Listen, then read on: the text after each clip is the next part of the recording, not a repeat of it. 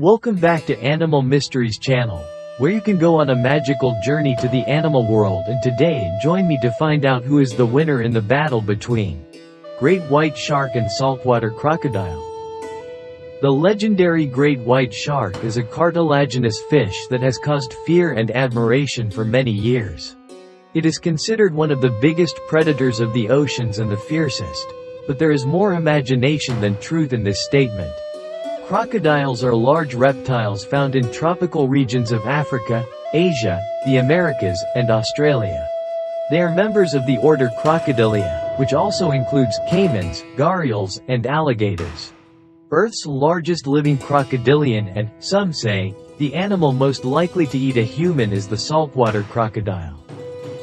Description: the great white shark is notable for its size, with the largest preserved female specimen measuring 19.1 feet in length and around 4,410 pounds in weight at maturity. However, most are smaller. Males measure 11 to 13 feet and females measure 15 to 16 feet on average. It has a narrow pointed snout, 2 pectoral fins, and a first dorsal fin with a triangular shape. The caudal fin is crescent-shaped, and its upper and lower lobes are long and of very similar size, almost symmetrical. The mouth measures 3 to 4 feet wide. It has small onyx eyes and nostrils towards the end of the snout. Its body exhibits discoloration, as the back is gray or blue, while the lower area is lighter. This characteristic provides an advantage when hunting because prey do not notice the shark's figure, which blends with the ocean bottom.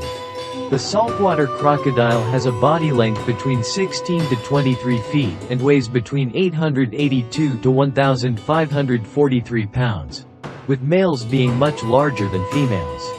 They are gray or brown in color and have a broad, heavy-set body with a large head.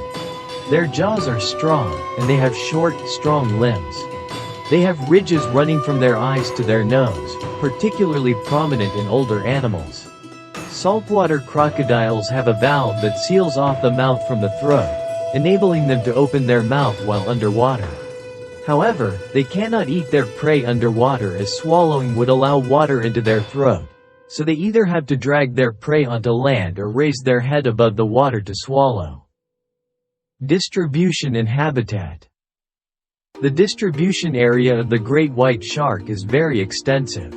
It can be found in tropical coastal waters as well as temperate and even cold waters. It is commonly found on the coasts of North America from Newfoundland to southern Mexico in the Atlantic Ocean and from Alaska to southern Mexico in the Pacific. Outside of the American continent, the great white shark mainly inhabits the waters of South Africa, the Mediterranean Sea, Japan, and Oceania.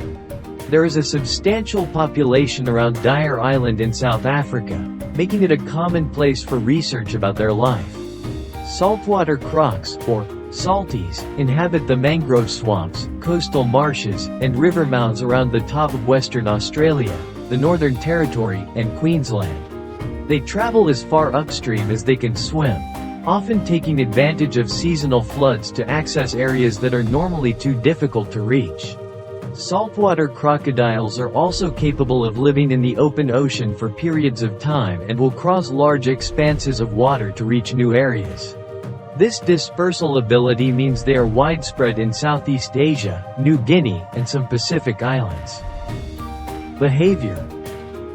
The great white shark is mostly solitary, although it can reunite with others of its species. It has been seen a few times accompanied by a female or a male, and even in small groups. In their groups, it is likely there is hierarchical dominance, with females in the lead. Among all, large individuals dominate the smaller ones, and the longtime residents dominate the newcomers. This shark is active both day and night. Interestingly, they sometimes jump out of the water to look around and search for prey. They are not aggressive with their own species, but if they feel threatened, they may bite their antagonist as a warning. Most people fear the great white shark and consider it a man-eater predator. It is definitively a powerful, aggressive, and efficient predator, but it has no preference for humans. Attacks usually happen because the shark confuses a person with prey, and as a consequence, they give a Test bite. But it is unlikely to continue eating once it realizes it is not its usual food. The saltwater crocodile is considered one of the most intelligent and sophisticated of all reptiles. Their barks are a way of communicating with one another, and they are thought to have 4 different calls. Saltwater crocodiles spend most of their time thermoregulating to maintain their body temperature. If they become too hot, they often go into the water with only their eyes and nostrils showing and stay submerged until they cool down. If they become too cold, they lay in the sun on flat rocks until they warm up. Now let's see who wins this battle. 1. Bite force. Although the great white has a huge jaw, it doesn't have the highest bite force among sharks due to its diet.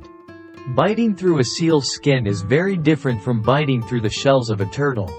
Reports from computer modeling suggest a great white shark is capable of a bite force exceeding 1,000 kilograms based on its jaw and skeleton structure. Australian saltwater crocodiles have the world's most ferocious jaws, snapping shut with a 2-ton force that makes great whites look toothless. 2. Tooth type. Due to their usual prey types, crocs and sharks have very different types of teeth. A crocodile's prey is typically not only larger than a shark's but also has much stronger bones and skins. Therefore, a croc's teeth not only need to tear flesh off the wildebeest through a death spin but also need to be strong enough to crush the thick leg bones of these mammals. A great white shark, on the other hand, does not need to crunch such bones. They tear flesh off their prey by biting and thrashing their head, and their serrated teeth are more mechanically similar to a saw than a dagger. Their teeth are not designed to brace huge pressure as they are replaceable. They have rows and rows of spare teeth behind each visible tooth, ready to replace them if they fall off during a struggle. 3.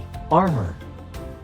A great white shark's delicate skin was not designed to withstand a couple of tons of penetrating force. On the other hand, a saltwater crocodile's prehistoric armor looks a bit more weatherproof. 4. Jaw size.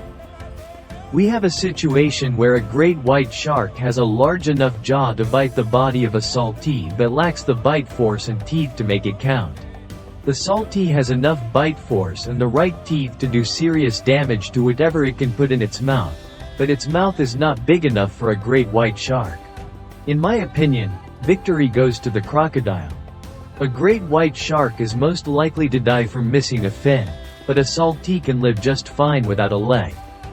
What about you? Do you have any other opinions? Please leave a comment to let us know.